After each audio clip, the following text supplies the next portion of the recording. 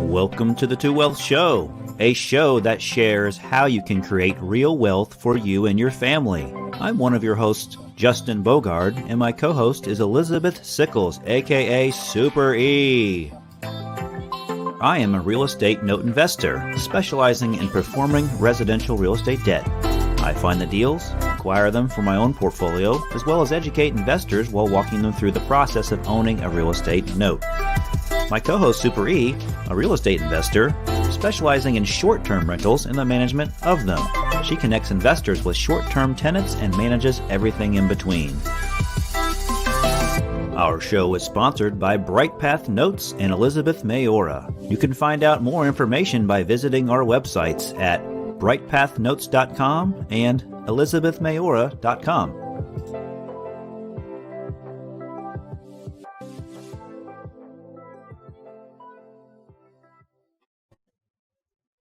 Hey, Super E, go on, my friend. Hello. Happy New Year. Absolutely. Happy New Year to you as well. Welcome, everybody, to Season 3, Episode 1 of the Two Wealth Show. Yay! Woohoo! As you notice, we have a little bit of a twist going on. We're just using it as a different platform. We're kind of upgrading ourselves, Elizabeth, every year. Just a little bit. We want to stay on top of technology and have some cool things, for us to play with. So hope you enjoy our little treat here today, and we're going to have this going forward. So how have you been, Miss Elizabeth, a.k.a. Elizabeth Mayora Sickles? I've been good. Just ready for the new year, get going on all the opportunities out there, and have a lot of R&R. R&R, that's right. That's much needed. I know we talked about that the last episode. You much needed step away. And so hope that works out for you and all of your team members as well. Thank you. What about yourself? Happy New Year. Happy New Year. Thank you. Yes. Like I said before in the previous episode, just focusing on marketing is really what I'm looking forward towards. I noticed that I lagged a little bit towards the end of the year, and I just want to make sure that I make it one of the core things that I do, at least weekly, is to focus on marketing and the messaging that I want to send out there. Because I notice the more you do it, the better you get at it. The better you get at it, the more return you get out of it. It's all about ROI, return on investment. ROI. That's right. I don't do this for free. Although some days it does feel like it. My brother says I am a for-profit organization, which I love. I enjoy the profit part. Yes. That's right. So, Elizabeth, what do we have in store for today on our first episode of Season 3? Well, we want to make sure that everybody is up to par, that you've got some goals professionally, personally, no matter where you are. Definitely 2020 was a difficult year for everybody. And we'll see how this year goes, but there's always an opportunity. So, did you have any epiphanies during the Christmas and New Year holiday? Are you going to be making changes, whether it's personally or professionally? Those are really big questions, and I think people realize just how important they are, especially now after going through 2020. So, the question I have for our listeners are, what changes are you making now to make 2021 much better than 2020? That's right. And if they could answer us live right now, I bet they'd be saying things like, I'm doing marketing. I'm doing more marketing. I'm buying more assets. I'm looking at the bottom line, understanding my numbers. Because I think we had a couple episodes last year on knowing your numbers. And I bet that's what they're saying right now, Elizabeth. They're taking our advice and they're running with it. Absolutely. And, too, I would say, because we're in the new year. So what are other podcasts that you need to be listening to that maybe, so when pre-COVID, I was a huge podcast listener, and then, I wasn't driving as much. So I lapsed on a lot of my podcasts, and then I picked them up again in last quarter. And I love Rich Dad Poor Dad podcast, which is Robert Kiyosaki. He has a lot of really interesting people on. He has a lot of economists on as well. So, what are podcasts that you also, besides ours, that you need to add to, your repertoire to continue to educate yourself so you can take advantage of what's going on. Absolutely. And one of the things that I do weekly is I have a networking group that I go to. It's called BNI, and it's just we have local chapters around. And so in addition to what you're saying with podcasts, and also you can still network people, even though you may or may not be able to be in person with people just yet. But I encourage everyone to find a networking group to be with of just other business professionals, other like-minded people. They don't have to be in your same business, that you're in per se, but they can definitely help you by word of mouth. And there's nothing better, Elizabeth, than a warm lead or a warm referral from a word of mouth from somebody. It really does help the sale, if you will, of what you're doing. Absolutely. I'll just tell our listeners this too, which actually made me to get my CPA on as a guest. I have a new phenomenal CPA. I started working with her at the very end of last year, and she will absolutely blow you away. So with her knowledge and her love actually for the industry, so I'm setting up different entities and I'm using this one for this and that one for that and running disability insurance and health insurance and all kinds of things that was absolutely not happening before. So it's really good. For me, it also just showed how important it is to hire the right professional for whatever it is, especially for something as important as your taxes. It's huge, especially, if you're investing, whether you work in corporate or you already started your own business, just making sure you have the infrastructure to take advantage of the tax laws that are on the books. So we will have her as a guest. That's fantastic. We actually have quite a few really awesome guests lined up for this season this year. So I'm looking forward to the conversations we're going to have with everybody, including your guest for your CPA. Yes, absolutely. So, part of what we're doing is just expanding everybody's mind, looking at the possibilities. Do you have the right CPA? Do you have the right structure? Of course, we're not CPAs or lawyers at all. We're here for educational purposes, just to help those that want to invest and better themselves in different areas. Absolutely. Absolutely. So definitely looking forward to that. And all right, Elizabeth, let's get into some Q&A here with each other.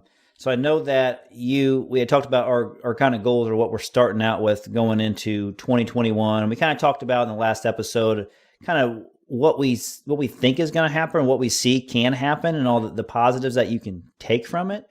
And so, like within the realm of real estate, let's say, what is the next thing for Ian? Because I know you talked about getting some assets or purchasing some assets for 2021. And so are you kind of just focused on doing this for like your retirement account, or are you focused on like for your business to start acquiring some assets as well, or some more assets, I should say? Both.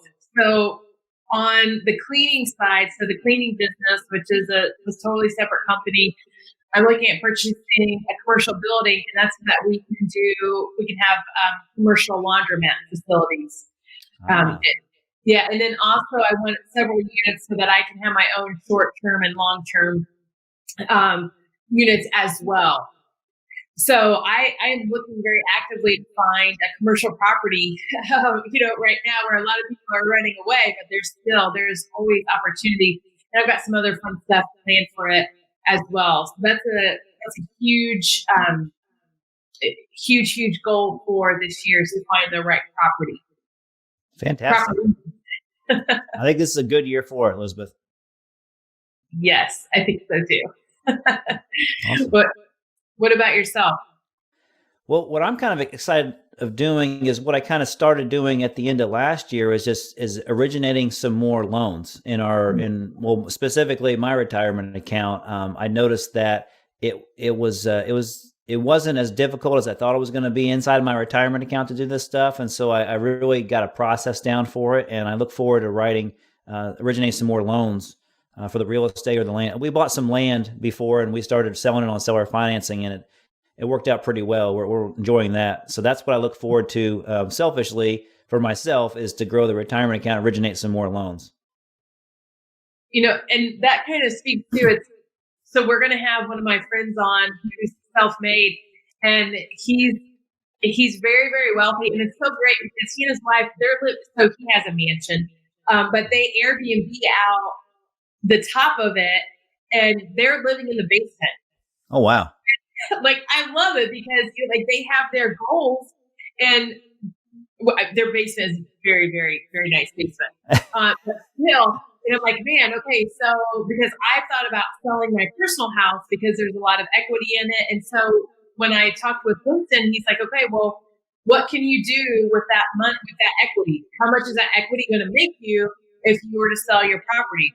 So you can always think about things like that. And I'm like, man, Winston and Christine are living in their basement. Like, I could live in something a little bit different, and just so that I can have my retirement, because I will be retiring young, even though I'm always going to work. But at least I won't, I have that flexibility, which I'm looking forward to. So those are things that I hope that our listeners will be thinking about, for their retirement, not only for now, but for their retirement as well. So I'm glad you guys are doing that. Absolutely. I can see you getting an RV or some sort of external building and be on your property and just an Airbnb out your property. The main house. You don't need a lot of amenities, Super E. You can be a minimalist, right? Oh, I don't think so. Oh, just having fun. But it does, I do hope that you all are stopping and thinking, because I've been thinking about it a long time for selling my personal property. Just, okay. Winston brought up a great question. So think about your assets like that. What can you be doing with that money? If you have a business you're thinking about selling, well, look at your money. If you always run your numbers, right? We're huge on running your numbers, but what can that money make you? Or is it good having that income? So there's always a way. That's right. And that's why we make the Two Wealth show, to help figure out how you can just create more wealth for you and your family. That's one of the things that we say in the intro, right? So we always find a nugget or two that we can hopefully add value to somebody's wealth creation. Absolutely. Nobody wants to work forever. No, nobody wants to work forever. I always like that slogan, and I use it often. I'm like, why would you want to work for your money? Mm-hmm. Why wouldn't you want to have your money work for you? And then it sounds so simple, but then you think about it and you're like, yeah. And then you start realizing everything you're doing, which is the mindset that I had to change when I actually got into real estate, several years ago. Mm-hmm. But it's just so true. It's like, once you think about it, it's like, why am I working so hard when I could just take this money, instead of giving it to the bank and putting it in a CD or a savings account, and I could just have it just start working for me? And it's just so eye-opening. Isn't it funny how you don't realize it until you really sit back and be like, why am I doing it that way? Just because somebody's been doing it that way for 50 years doesn't mean it's the right thing to do. It's just what you've been coached on and ingrained, really brainwashed, if you will. Now, I won't go that far. But yeah, isn't that crazy? Now, I know my dad, he had just been putting some money in CDs, for a while and stuff, until, he just realized, like, oh yeah, I could do something else with it and make a little bit more. That doesn't make sense. And just like, yeah, I've done the same thing before. I'm like, why am I doing that? Why am I so concerned putting money in an 18-month CD and making 1.5%? I'm just going like, why am I doing that? This is years ago, but back then I was just like, oh wow, you can make 4 or 5% for 18 months. Okay, that's great. It's like, well, yeah, your money's locked up for a long time, isn't it? That's right. And too, we have a lot of uncertainty what's going to happen, this year with everything still going on. And but one thing that, especially my friend Winston, is like, you always, we mentioned earlier that you need to increase your assets. So if you have money sitting in the bank, you're losing money. Yeah. Right? Because of inflation. So it's better to, well, depending on what your situation is, but you just want to make sure that, you're not too fearful of what's going to happen, because you could miss out on all the opportunity, while other people are taking advantage of it. So, Absolutely. Yeah. I think that's one of the best things I ever did was take some real estate education classes. I'll admit I took some classes from the gurus, we'll just say, and I didn't think it was all bogus. I thought it was very legitimate, and I thought it was very eye-opening, and I think I applied myself in the right way, and I wouldn't be where I'm at today if I wouldn't have listened and applied those things that I learned and just understand it was really a mindset switch. It was just, looking to your left when you should be looking to your right, so to speak. And it's just amazing how just a quick little mindset change really does, you kind of figure things out, right, Elizabeth? That's right. You look at one small piece, you're like, yeah, why am I putting my money here when I could use it in real estate, or I could buy the famous life hack I love is buying the duplex, right? Is so you can live in one side, you rent out the other, and whoever's renting the other side is actually paying your mortgage payment if you had a mortgage on it. Mm-hmm. And it's a simple idea, but it makes total sense. It's like, yeah, why am I not doing that? That makes total sense. Why wouldn't I want to have somebody else paying my mortgage payment for me? Wouldn't that be great? Exactly. And, some people, we have a lot going on in the rental space with cancel rent and these tenant unions forming and all kinds of things. But the bottom line is people still need a place to live. Yes. And we still don't have enough housing for everybody. There are still jobs out there. There are still, new jobs coming on. So you just might have to vet. You might have to change your qualifications for a tenant. But there are, we're getting ready. We're going to have 2 properties up for lease. And actually one of my tenants, they're moving to North Carolina. They got a job. The lady did. And then my other set of tenants, they're buying a house. And they were great tenants. I hate to see them go, but they're bettering themselves. So, there'll be other great tenants too. So, don't get so stuck in kind of all the negativity going on, because there still is a lot of good stuff. Right. You're exactly right. Yeah, you're not just getting a slew of people, to be your tenants, and then you're never going to have them again. It's like this people are born every year, right? Mm-hmm. Unfortunately, people pass away every year. It's just the cycle that we're in, and there's always going to be people that need to rent for many different reasons, good and maybe not just as what it is. And people that need housing, and people that need seller financing. It's just that's always going to be there. And being in positions like we are, where we can provide those opportunities for people, is number one. It's a great feeling. It's helping our fellow man or woman out, right? And then number two, also we know how to make a business out of it, and we can make it growing our net worth. Really, right, Elizabeth? It's not just about our retirement accounts. It's a generational wealth. It's about our legacy that we leave for our children and our family members, and is how we build things. So, absolutely. Leaving it better than whatever was here. That's the goal. It doesn't seem like that all the time, but that is the goal. And I'll just say this since we're, talking about legacy. So I don't have my own kids yet, but I've always had life insurance. So my debts would be paid, and my family can invest very nicely with my life insurance money if something were to happen to me. So especially if you do have children, I would really encourage you to have a will or have a trust. If you have a trust, it doesn't go through probate. So I'm very big on trust. But just make sure that you are taking care of all of your business. Make sure that Tony Heisch, I probably didn't say his name correctly, but he was the founder of Zappos. He passed away without a will. Oh. So he just passed away. He passed away in December, and worth millions and millions of dollars. It makes it really tough on your family.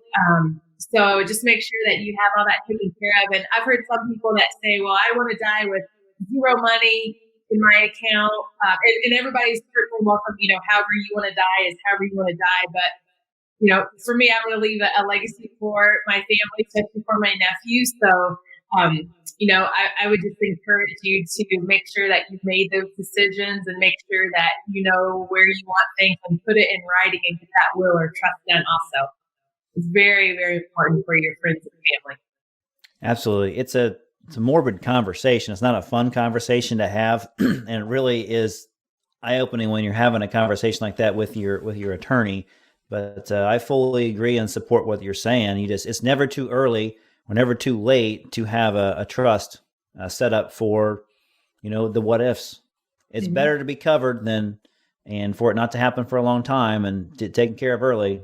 Because God forbid something happens, it's over with. We have conversations with that within my kind of inner circle with the business that I have, the real estate note business, with other people in the business, and we talk about things, like what happens if you need to step away for a little bit, what's going to happen with the business and stuff. So obviously you want a business that runs itself, but if it isn't there yet, what do you do? And so figuring out backup plans for that, and having people in your industry that know how to handle things for you in the case you have to leave, the business for a extended period of time. So absolutely. And it is. And even in 2019, I had went to China. And so I asked my team before I went, a few months in advance, hey, would you guys be interested in taking over the business if something were to happen to me? So, even that, I updated my trust. So that's in there as well. So it's very,